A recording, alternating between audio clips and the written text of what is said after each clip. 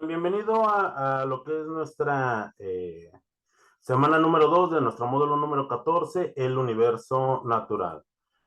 Cristina, Gris, bienvenidos todos. Vamos a dar inicio a lo que es nuestra primera sesión de espacios abiertos de nuestra semana número 2. ¿Alguien tiene alguna duda en particular de las actividades de esta semana, jóvenes? ¿Alguna duda de cómo realizar nuestras actividades integradoras número 3 y número 4 sobre algún tema en particular de esta semana?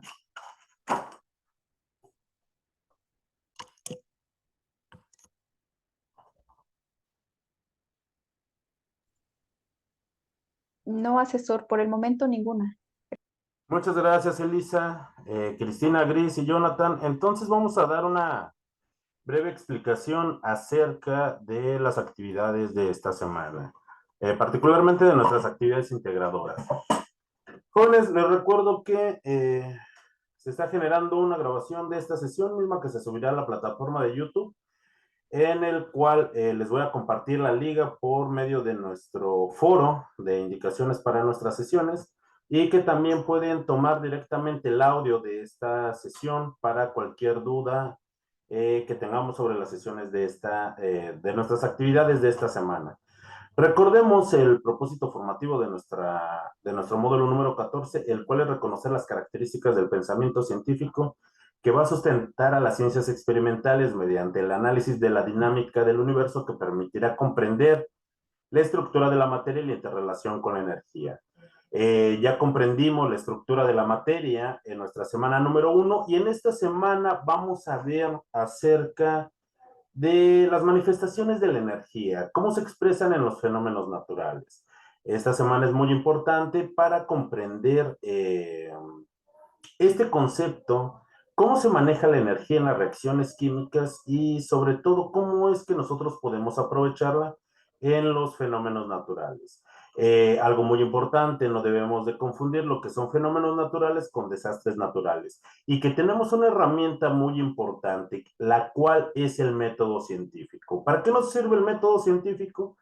El método científico nos va a servir para poder estudiar esos fenómenos naturales.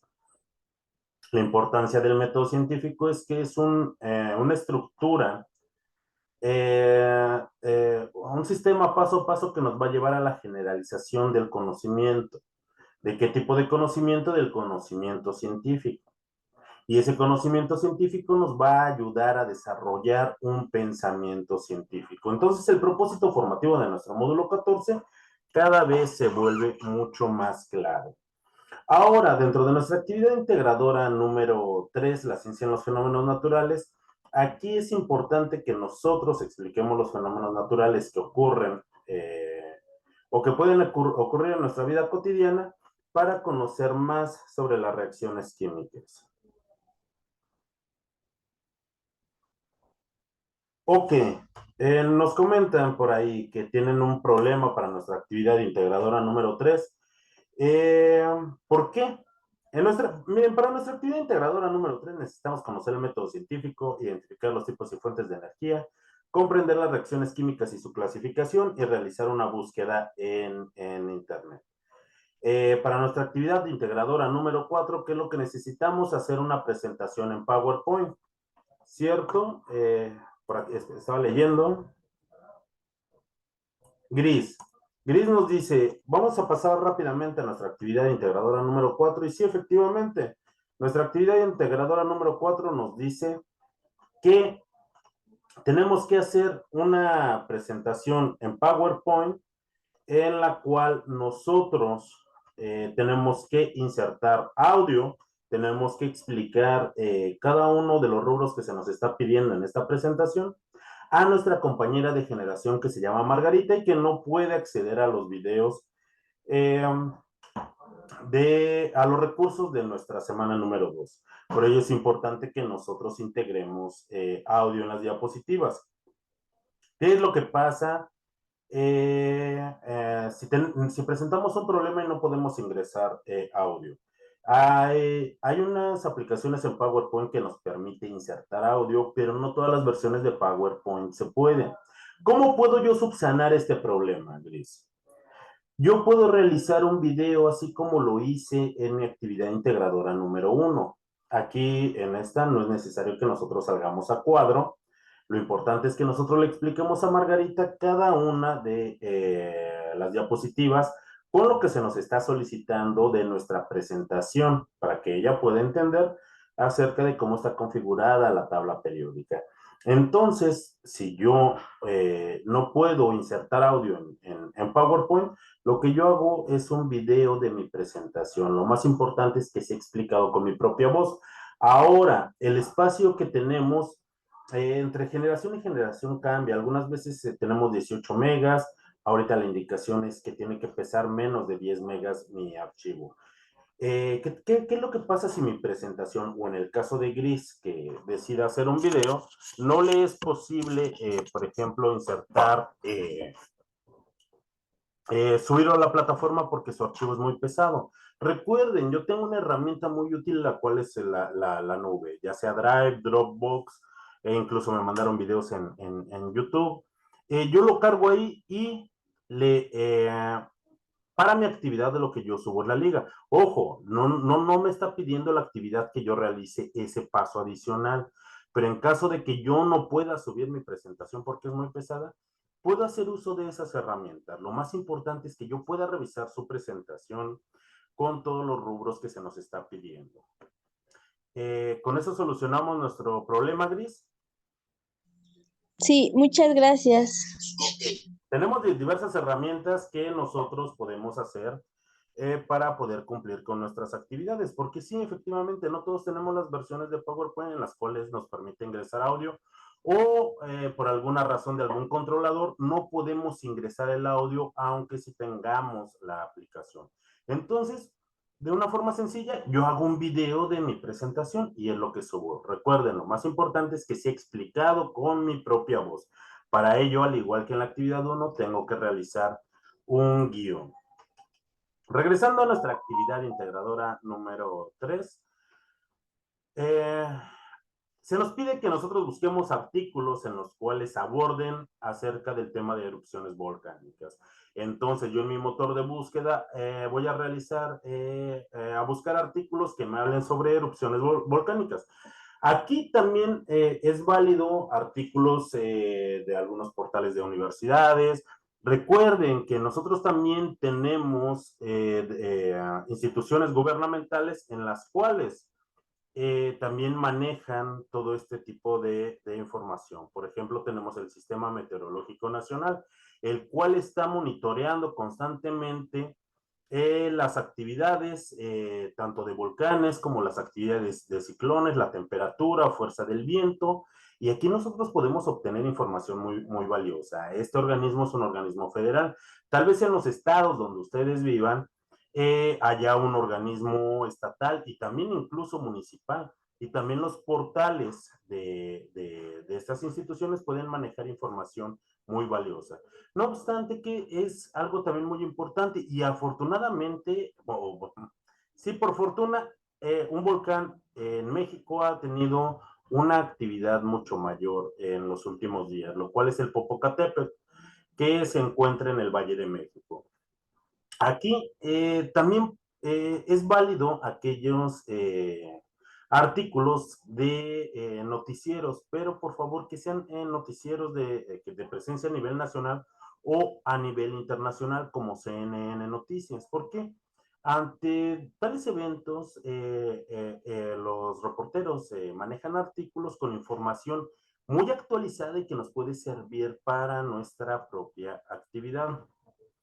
Jonathan vive en Puebla y entonces allá como le llaman Don Goyo ha tenido muchísima actividad en lo que son nuestras últimas semanas, ¿cierto? Una vez que nosotros tengamos listos nuestros 3 artículos, vamos nosotros a buscar las principales características de las erupciones volcánicas. Vamos a buscar 5 causas y 5 consecuencias de una erupción volcánica. Nosotros vamos a responder a las siguientes preguntas. ¿Qué tipos de reacciones químicas se producen durante una erupción volcánica? Vamos a colocar 3 ecuaciones químicas sobre dichas reacciones y las vamos a clasificar según su carácter energético, exotérmicas o endotérmicas. ¿Cómo se puede aprovechar la energía en los fenómenos naturales? Y esto lo vamos a basar respecto de los tipos de energía y sus fuentes. Finalmente, nosotros vamos a redactar una conclusión de entre 120 y 150 palabras, en la cual vamos a indicar la importancia del método científico para el estudio de los fenómenos naturales. ¿Cómo vamos a estructurar nuestro documento? Una vez que nosotros ya hayamos extraído la información de estos artículos, las ecuaciones químicas, claro que tienen que estar resueltas, más no balanceadas. Aquí no nos piden que esas ecuaciones necesiten un balance. Simplemente vamos a identificar qué tipo de reacciones químicas se lleven a cabo en las erupciones volcánicas y ejemplificarla con tres y mencionar si son exotérmicas o endotérmicas. Una vez que tengamos listos toda nuestra información, esta actividad está diseñada para que escribamos un ensayo. Recuerden, nuestra actividad tiene que tener una portada, tiene que tener una introducción. La introducción va a ser de un párrafo de entre 8 y 10 renglones y hablará acerca de lo que va a contener nuestro documento. En la parte del desarrollo, nosotros vamos a incluir los puntos que se nos piden en el apartado 2 y el apartado 3, y finalmente vamos a concluir con nuestra conclusión entre 120 y 150 palabras. Vamos a abordar nuestra actividad con la siguiente nomenclatura: nuestros apellidos, guión bajo, nuestro nombre y la clave de esta actividad, que es M14, S2, A y 3. Esta actividad es más sencilla. Lo que sí se necesita es una búsqueda exhaustiva en artículos de Internet. Para ello, para buscar nuestra información, busquemos fuentes confiables. Es por ello que nuestras dependencias gubernamentales, municipales, estatales o federales son fuentes confiables de información. Por ejemplo, yo rápidamente busqué en mi motor de búsqueda en Google erupciones volcánicas en México, y en una de las opciones me manda al Servicio Meteorológico Nacional.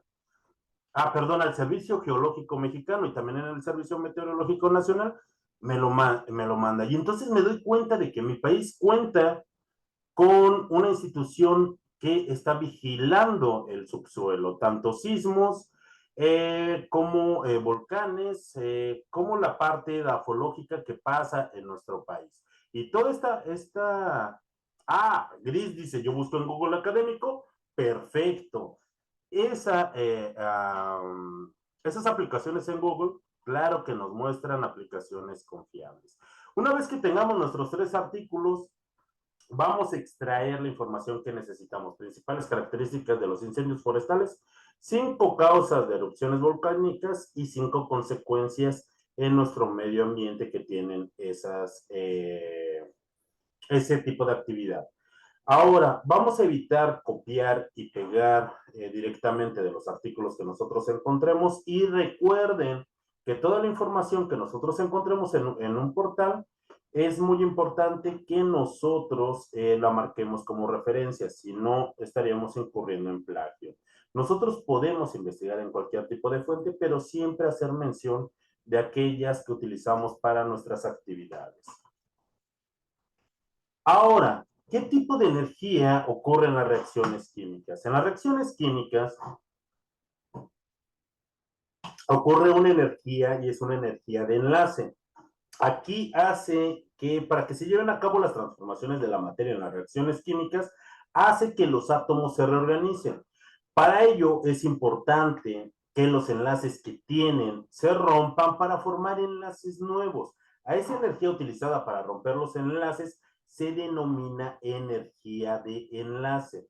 Cuando se rompen esos enlaces y se forman enlaces nuevos, este tipo de ruptura puede ser una ruptura homolítica o puede ser una ruptura heterolítica.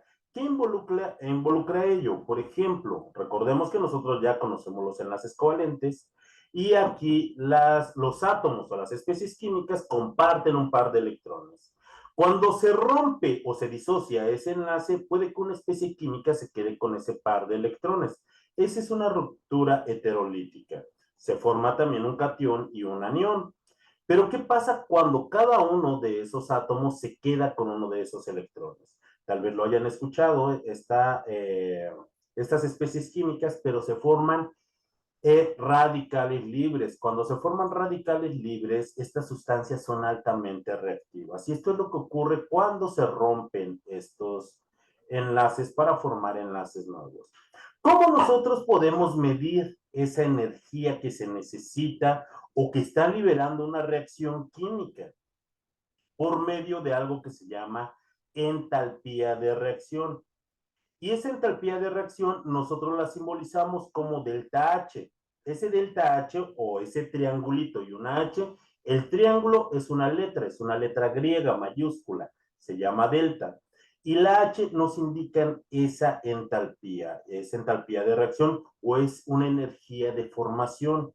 ¿Y qué factores intervienen como en cualquier ecuación química? La energía o la entalpía que tienen los productos y la energía que tienen los reactivos. Si yo calculo la energía de los productos y le resto la energía de los reactivos, voy a obtener un valor con un signo. Si ese delta H, el valor es un signo negativo, ¿qué me está indicando ese signo negativo? Que es una reacción exotérmica. Las reacciones exotérmicas lo que nos indica es que liberan calor. Si yo obtengo con un signo positivo o sin signo ese valor numérico, entonces es una reacción endotérmica. Esa reacción endotérmica me indica que para que se lleve a cabo esa reacción necesita calor, necesito yo aplicarle calor. Nos preguntan, ¿esos radicales libres son malos para nosotros? Sí, porque esos radicales libres son altamente reactivos. Entonces nosotros necesitamos neutralizarlos. ¿Nosotros formamos radicales libres en nuestras actividades diarias? Claro que sí. Imaginen que imaginen que su asesor virtual en la mañana se está preparando unos huevos revueltos con jamoncito para desayunar, pero como siempre es muy distraído y tiene ropa en la lavadora o se le olvidó algo en su habitación, se quema su huevo o puso unas tortillas en el comal y estas se empiezan a tostar. Y como ya no tiene tiempo, así se las come. El dotar de más energía y sobre todo, por ejemplo, en la parte de alimentación, el tostarlo genera radicales libres. Cuando yo consumo esos alimentos, claro que estoy consumiendo esos radicales libres. Pero afortunadamente, si yo tengo una alimentación balanceada y adecuada, por ejemplo, existen muchas sustancias que se llaman antioxidantes, que los encontramos en las frutas, que los encontramos en las verduras, que neutralizan esas sustancias. Y es más, y no es un secreto, pero vivimos en el país del limón y quien no le agrega limón a todo, el limón cuenta con diversos ácidos y uno de ellos es el ácido cítrico. Además de resaltar el sabor de nuestros alimentos, también neutraliza esos radicales libres. Lo importante, y aprenderemos en la siguiente semana, que una alimentación balanceada puede neutralizar estas sustancias que se forman en cualquier tipo de reacción química. Entonces, para resumir esta parte, recuerden, ese delta H, esos coeficientes de energía de una reacción tanto de productos como de reactivos, a lo largo de la historia se han estudiado y ya están calculados. Nosotros no tenemos que experimentarlos, simplemente esos valores ya están estudiados y lo que nos indica un valor negativo nos indica que se libera calor. Por ejemplo, que una reacción de combustión y ocurre a diario, claro que sí, yo cuando me estaba haciendo mi desayuno en la mañana, prendo la estufa o prendo una vela y ¿qué genera calor?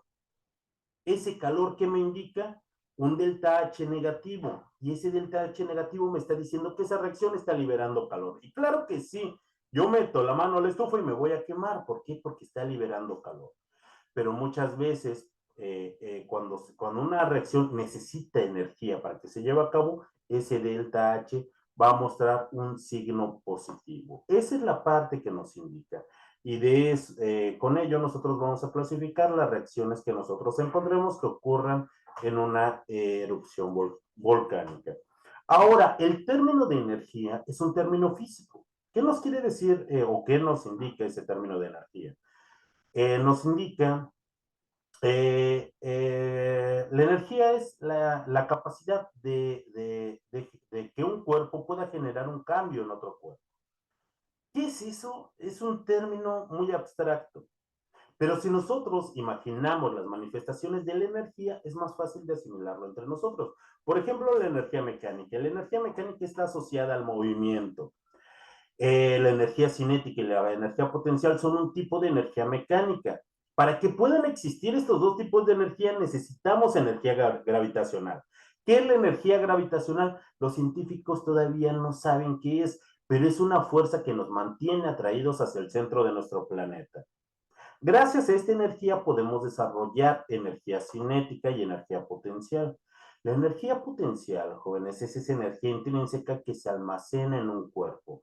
Imaginen que yo que tengo una avalancha y vivo cerca de una colina. Entre más alto yo suba mi avalancha cuesta arriba en esa colina, más energía potencial yo voy a estar generando. Una vez que llegue a la parte más alta, me suba a mi avalancha y le quite el freno, voy a desarrollar esa energía potencial convertida en energía cinética. La energía cinética está asociada al movimiento. Claro que sí, cuesta abajo. Entonces estoy desarrollando energía mecánica. ¿De qué otra forma? ¿Tengo que subir únicamente a colinas para poder observar ese tipo de energía? No. Lo puedo hacer, por ejemplo, si yo estiro una liga. Si yo estiro una liga, estoy llevando más allá su energía potencial. Y cuando yo la suelto, se convierte en movimiento y esa energía es liberada en ese momento. ¿Son los únicos tipos de energía que existen? No, también existe una energía sonora o acústica. Es ese tipo de energía el cual les está permitiendo en este momento escucharme en sus hogares o en su trabajo o en el transporte, tal vez vayan camino a casa. Es esa energía que nos permite escuchar música, que genera ruido también. Este tipo de energía es una perturbación de las ondas y necesita un medio para el cual se pueda transmitir. ¿Qué fuera de nosotros sin la energía eléctrica en este momento? Una aplicación directa de la energía eléctrica realmente tiene muy pocas.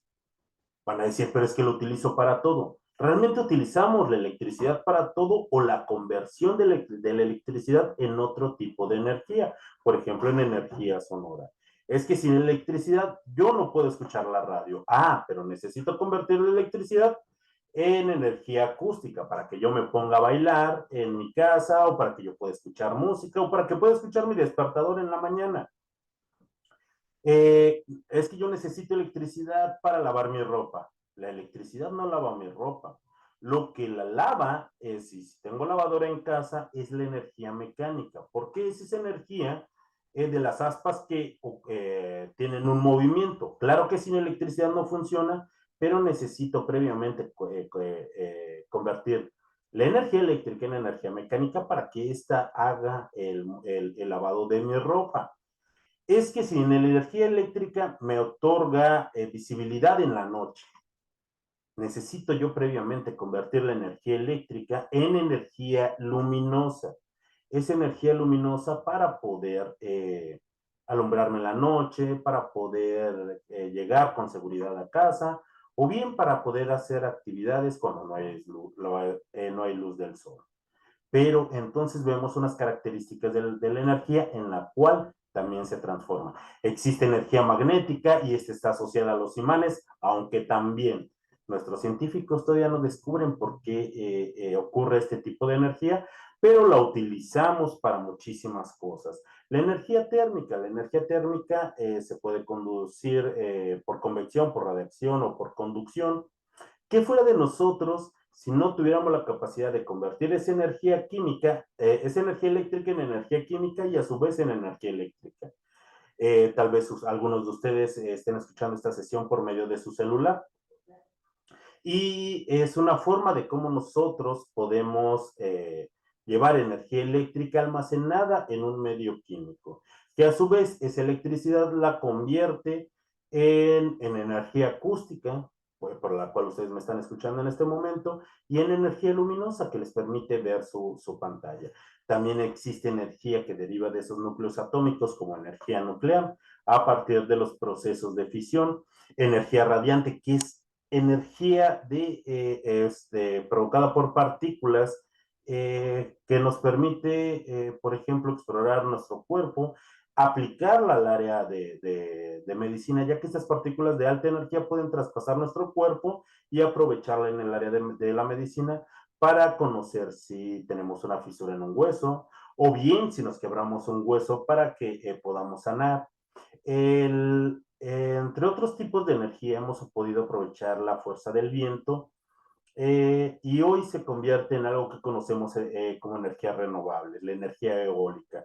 Esa fuerza del viento se convierte en energía mecánica y a su vez en energía eléctrica, o bien la podemos almacenar en forma de energía química.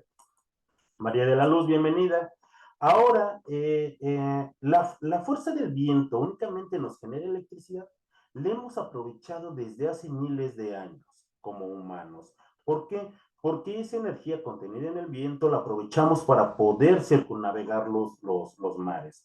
La aprovechamos para los molinos de viento y poder producir harinas. Hoy en día es más redituable convertirla en electricidad porque es el tipo de energético que necesitamos. La energía del sol es energía gratis e inagotable y además de proporcionar vida en toda la superficie de nuestro planeta, la humanidad ha sido suficientemente creativa para convertir la luz del sol en energía eléctrica a partir de equipos que se llaman equipos fotovoltaicos. Y no solo eso, hemos podido aprovechar también el calor que viene acompañado con esta energía por medio de equipos termovoltaicos. Tal vez en sus casas ustedes tengan un calentador solar o hayan visto con sus vecinos que en sus azoteas tengan estos calentadores solares para su agua y con esto ahorran mucha electricidad. ¿Cómo? Aprovechando la energía de la luz del sol. Tal vez vivan ustedes cerca de una presa hidráulica donde aprovechamos la energía cinética del agua para generar electricidad. Y que fuera de nosotros si no tuviéramos energía lumínica, porque sé que muchos de ustedes trabajan y llegan tarde a casa para poder hacer sus actividades y se apoyan de la energía lumínica para poder alumbrar sus hogares, para poder incluso trabajar en la noche. Y esa es parte de las interconversiones y de las manifestaciones de la energía que nosotros conocemos, porque el término es muy abstracto. Pero si nosotros empezamos a analizar entre los tipos de energía o sus manifestaciones, entonces ya son más fáciles de poder comprender por cada uno de nosotros. ¿Y cómo hemos podido aprovechar para desarrollar esas ciencias, esa tecnología, poder aprovechar esos energéticos mediante el uso del método científico? El método científico son una serie de etapas ordenadas que nos permiten generalizar leyes. ¿A partir de qué? Cuando yo observo un fenómeno, cualquier tipo de fenómeno, no solamente un fenómeno natural, sino un fenómeno que me ocurra a diario, yo planteo una hipótesis y trato de reproducir ese fenómeno o de darle una explicación. Llevo a cabo experimentos y puede que los experimentos que yo haga con los resultados que obtenga concluir que efectivamente la respuesta que yo di a ese fenómeno se cumplió, pero puede que no. Y si no se da respuesta a ese fenómeno, ¿es un trabajo inútil? Claro que no. Eso le puede ayudar a otro científico o a otra persona que se haya planteado la misma pregunta a investigar por una ruta diferente y así darle la explicación a ese fenómeno que se ha observado. Muchos de los fenómenos que se presentan no les hemos podido dar explicación y algunos otros incluso se vuelven a cuestionar nuevamente. Y la importancia del método científico es que nos genera un conocimiento científico. Algunos autores dicen que son más etapas, pero al menos tiene 4: observación, planteamiento de esa hipótesis o esa respuesta a la que nosotros queremos llegar, la experimentación y las conclusiones de nuestros resultados. Bueno, jóvenes, recuerden, nosotros vamos a investigar por medio de esos artículos y una vez que obtengamos toda la información, vamos a hacer una especie de ensayo. Recuerden, una portada con datos personales, una introducción de 8 a 10 renglones de lo que va a contener nuestro trabajo. En el desarrollo vamos a identificar las principales características de las erupciones volcánicas, 5 causas y 5 consecuencias de erupciones volcánicas. Y vamos a responder también a las 2 preguntas que se nos están planteando. Y finalmente, vamos a concluir, y esa conclusión debe de ser de entre 120 y 150 palabras, en la cual vamos a explicar la importancia del método científico para el estudio de los fenómenos naturales. ¿Alguna duda de nuestra actividad integradora número 3?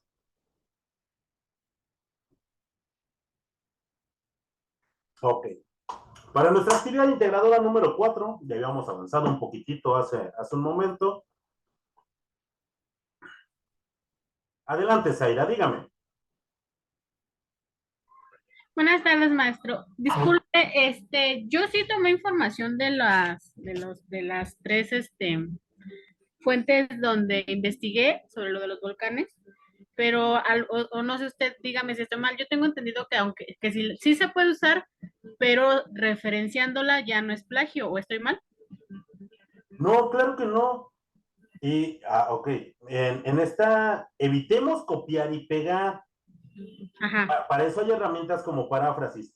Nosotros tenemos la libertad de buscar cualquier fuente de información, pero tenemos la responsabilidad de referenciar de dónde nosotros obtenemos la información. Si nosotros colocamos nuestra referencia, ¿de dónde tomamos esa información? Claro que no es plagio. Si yo solo tomo la información y no coloco mis referencias, ahí es donde se vuelve plagio, Zaira.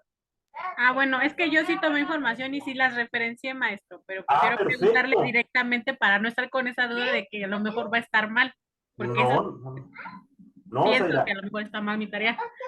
Ustedes tienen la libertad de buscar información donde se sientan más cómodos, pero nuestra responsabilidad es que coloquemos las referencias de dónde tomamos esa información, así como usted lo hizo. Esa es nuestra obligación. Gracias, maestro. Ok. Ahora, para nuestra actividad integradora número 4, la tabla periódica y sus aplicaciones, recuerden, Margarita no puede ver los videos de nuestros recursos y nos pide que le expliquemos acerca de la tabla periódica. Para ello, nosotros vamos a hacer esa presentación en la cual vamos a integrar audio. Lo más importante es que sea explicado con nuestra propia voz. ¿Qué pasa si yo no puedo insertar audio en mi presentación de PowerPoint? Sencillo, hago un video, lo subo a la nube y a mi asesor virtual le otorgo o en un documento le paso la liga de dónde se encuentra mi video en la nube. Sencillo. Solo que hay que tener cuidado, verifiquemos que es el archivo correcto y que me otorguen todos los permisos para que yo pueda revisar esa presentación. ¿Qué va a tener nuestra presentación? En la diapositiva 1 nosotros vamos a agregar nuestros datos de información personal. En la diapositiva número 2 nosotros vamos a integrar una imagen de la tabla periódica y le vamos a indicar a Margarita cómo es que está dividida por familias. En la diapositiva número 3, con otra imagen de la tabla periódica o la misma que utilizamos en nuestra diapositiva 2, le vamos a indicar a Margarita cómo es que está dividida la tabla periódica por periodos. En la diapositiva número 4 le vamos a indicar a Margarita cómo es que se clasifican los elementos de acuerdo a su número atómico. En nuestra diapositiva 5 vamos a integrar la imagen de un elemento de la tabla periódica y le vamos a describir a Margarita acerca de su símbolo químico. Para la diapositiva número 6 le vamos a explicar a Margarita con una imagen de un elemento de la tabla periódica acerca de la masa atómica. Vamos a responder nosotros también a la pregunta, ¿por qué es importante la clasificación de compuestos orgánicos e inorgánicos? Le vamos a mencionar 3 ejemplos de compuestos orgánicos y 3 de compuestos inorgánicos. Para la diapositiva número 9 le vamos a responder a la pregunta, ¿para qué nos sirve conocer y comprender la estructura de la tabla periódica? Una vez que terminemos nosotros nuestra presentación, recordemos, si es muy pesada mi presentación y no puedo subirla, puedo hacer uso de la nube y a mi asesor virtual le subo un documento donde tenga la liga de mi actividad con todos los permisos para que la pueda recordar y así nos quitamos de problemas. Algunas veces la plataforma tiene capacidad para 20 megas, a veces para 18 y ahorita está indicando que tiene solo 10. Verifiquemos también el peso de nuestra actividad, pero lo podemos solucionar si se nos presenta el problema de que no nos puede aceptar nuestra actividad por el tamaño de nuestro archivo. ¿Qué es la tabla periódica? La tabla periódica es donde nosotros ordenamos los elementos y los vamos a ordenar de acuerdo a sus características, tanto físicas como químicas, como eléctricas, como electrónicas también. De esta forma nosotros lo ordenamos por medio de grupos o familias. Los grupos son esas columnas verticales y aquí todos los elementos que conforman esa familia van a tener características principalmente de acuerdo a su valencia. Vamos a explicarle a Margarita que existen 18 familias numeradas de izquierda a derecha y que en tablas periódicas, por ejemplo, anteriores al 2007, ya viejitas, se ordenaban también como grupos o familias, pero como familias A y como familias B, del 1 al 8A y del 1 al 8B. Hoy en día la IUPAC nos dice, ya vamos a dejarnos de familias A y B, va a ser más fácil del 1 al 18, pero siempre empezando de la izquierda y terminando hasta la derecha. Que los elementos de la tabla periódica también se ordenan por periodos y esas van a ser esas filas horizontales en la cual van a compartir características electrónicas. Y todos esos elementos que se encuentran en ese periodo van a tratar de alcanzar su estabilidad electrónica que tiene su gas noble justo en el extremo derecho. Le vamos a explicar a Margarita que el número atómico va a ser el número en el cual toman el ordenamiento en los elementos de la tabla periódica y va a ser consecutivo. Pero ese número atómico, ese número me va a indicar algo muy importante. La cantidad de protones en el núcleo. Recuerden, en el núcleo de los átomos existen partículas, protones y neutrones, y girando alrededor de este se encuentran los electrones. El número atómico nos va a indicar el número de protones en el núcleo. Y adivinen qué, los átomos tienen igual cantidad de protones que de electrones girando alrededor de este. Entonces, que indirectamente también nos está diciendo la cantidad de electrones que tiene ese elemento. Los símbolos químicos, le vamos a explicar a Margarita que constan de letras y estas pueden ser de una sola letra, siempre en mayúscula, o de dos letras, la primera siempre en mayúscula y la segunda siempre en minúscula. Le vamos a explicar que el símbolo químico es internacional. En cualquier idioma que se encuentre la tabla periódica, claro que los nombres van a aparecer en el idioma de origen, pero los símbolos químicos son internacionales. No van a cambiar de acuerdo al idioma en el que se encuentre. ¿Y esto es para qué? Porque es un lenguaje internacional y cualquier científico, cualquier químico, cualquier estudiante puede reconocer los símbolos químicos, independientemente del idioma en el que estén. ¿Puede variar el idioma? Sí. ¿Puede variar la cantidad de información que aparezca? Claro que sí. Eso depende también de quién imprime esas tablas periódicas, pero los símbolos químicos no cambian. Algo curioso, el nombre de los símbolos químicos tiene origen en muchos idiomas. Por ejemplo, el alemán, el inglés, el francés, el italiano y el latín principalmente. De aquí que no todos los elementos de la tabla periódica correspondan sus primeras letras con su nombre en español. Por ejemplo, el cobre, cualquiera diría, ¿y por qué no es CO en vez de CU? Porque viene del latín cuprum, que significa cobre, y así con muchos elementos de la tabla periódica.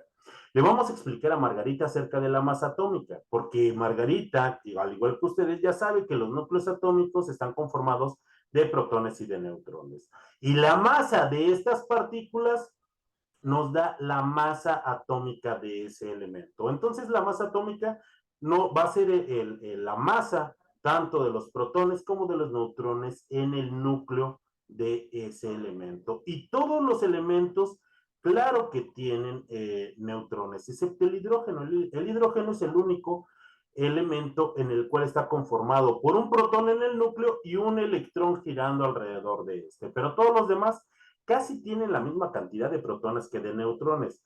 Pero a partir del calcio, los elementos empiezan a volver más pesados y para poderse estabilizar, tienen una ligera cantidad mayor de neutrones que de protones, pero los protones nos van a dar ese número atómico y la masa atómica es la suma tanto de protones como de neutrones en los átomos de esos elementos. De esta forma nosotros le vamos a explicar a Margarita también por qué es importante clasificar los compuestos orgánicos e inorgánicos. Los compuestos orgánicos, hay más de 130 millones sintetizados hasta este momento y adivinen que faltan muchísimos más. ¿Qué los caracteriza? Que es el enlace que se encuentra presente, generalmente es un enlace covalente, de que se pueden disolver en disolventes orgánicos, generalmente se queman, arden, presentan isómeros, y también sus reacciones son lentas y rara vez cuantitativas. Algunos ejemplos: todos los azúcares, todos los almidones, las celulosas que componen la madera, la glucosa, la fructosa, la manosa, la sacarosa, alcoholes como el metanol, el etanol, el isopropanol, el butanol, proteínas, todos los aminoácidos como la metionina, la lisina, el triptofano, la metilalanina, gases como el metano, el propano, el butano, componentes de las proteínas como la hemoglobina, todos los compuestos de las enzimas. Hay más de 130 millones que nosotros podemos utilizar como ejemplos. Ahora, los compuestos inorgánicos, ¿qué los caracteriza? De hecho, los compuestos inorgánicos son menos, pero tenemos como 30 millones y faltan pocos millones más para poder sintetizar absolutamente todos. No son tan, bueno, son una enorme cantidad, pero la química orgánica es muchísimo más grande todavía. Los compuestos inorgánicos, el enlace característico es el enlace iónico, no presentan concatenación, generalmente no arden, no presentan isómeros, se disuelven generalmente en agua y reaccionan de una forma más rápida. ¿Cómo qué compuestos podemos poner como ejemplo? Como el agua, como el bicarbonato de sodio que nos utilizamos en casa, tal vez tenemos alumbre, el amoníaco, como el ácido clorhídrico, la sosa que utilizamos para lavar nuestra estufa, el ácido muriático que utilizamos para lavar nuestros baños. Esos son ejemplos de compuestos inorgánicos. ¿Cómo vamos a evaluar? Recuerden, nosotros necesitamos elaborar una presentación en PowerPoint e insertar audio. Además de esto, ¿qué es lo que pasa, como en el caso de Gris, que yo no puedo ponerle audio a mi presentación en PowerPoint? Hago un video, lo subo a la nube y a mi asesor virtual le comparto la liga. Recuerden que ustedes también tienen que hacer un guión para poder explicar a Margarita cada uno de los puntos que se necesitan dentro de esta presentación. Adelante, Gris. ¿Cuál es su duda? Sí, a la hora de realizar por ejemplo, mi video en cualquier lugar, por ejemplo, que sea en Canva, ¿no? Que es donde más trabajo. Ok. Podría mandarle el enlace en PowerPoint, porque ya ve que nos pide que subamos en... Así que suban la presentación. Sí, Ajá. puede poner su enlace en PowerPoint o en otro documento, pero que me lleve a esa presentación, ¿ok? Ah, ok, muchas gracias. No, gracias a usted. Y recuerden, nosotros también podemos resolver esa problemática y también de una forma muy creativa. Ok, las imágenes las pueden sacar, claro que de sus recursos, o si me encuentro en internet una más bonita y que me sirva más, pues yo la utilizo. Claro que recuerden, muchas de esas imágenes tienen derechos de autor, entonces referencienlas. También encontramos algunas de uso libre. Recuerden, tiene que tener una portada, tiene que estar explicado con nuestra propia voz, tenemos que cumplir con todos esos puntos, exponer los ejemplos de compuestos orgánicos e inorgánicos y responder finalmente esa pregunta sobre la utilidad de conocer y comprender la tabla periódica. Y recuerden que en esta actividad nosotros se le estamos explicando a Margarita. ¿El guión tiene que estar en el documento? No, pero tiene que ser una herramienta para que ustedes le expliquen a Margarita todos estos puntos. Ahora bien, jóvenes, ¿existe alguna otra duda? Les compartí algunos recursos, chicos, que les puede ayudar a realizar esta actividad. Y lo principal es que revisen los recursos que esta semana nos está proporcionando Prep en línea. ¿Existe alguna duda más sobre nuestras actividades 3 y 4? No, asesor, No, muchas gracias. Asesor, debe tener movimiento las diapositivas. Si usted quiere que esté sincronizado el movimiento, adelante, pero no es necesario. Muy bien, muchas gracias. Ok, Jonathan, Elisa, Gris, Zaira y Cristina. No, asesor, muchas gracias. Sí, Que muchas gracias. tengan una muy bonita tarde. Nos vemos el próximo viernes y espero sus actividades. Si tienen alguna duda, por favor, no duden de escribirme en el mensajero y en breve tendrán la liga. Hasta el viernes, muchas gracias. Hasta luego. Gracias, asesor. Hasta luego, Jonathan. Gracias, asesor. Adiós, adiós.